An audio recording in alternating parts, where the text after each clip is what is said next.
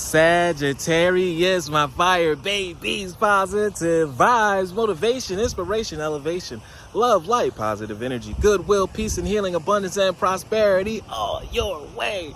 Please like, share, comment, and subscribe. If this page has been a blessing to you, check out my LinkTree. Link is in the bio. I do have some special treats there for you. Your word of the day is joy.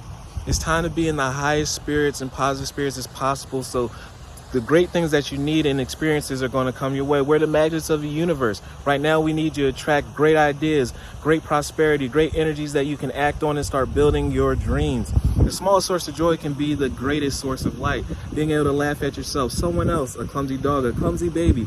These things will elevate you in your spirits. They'll draw into light, the light and prosperity in your life. Like a child, I discovered joy in the simplicity of life. Happiness lies in the magical moments, not in the material.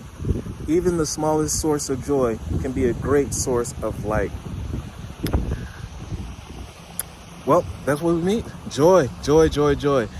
That's going to be the catalyst for today. This is what we need you in your energy to draw this in.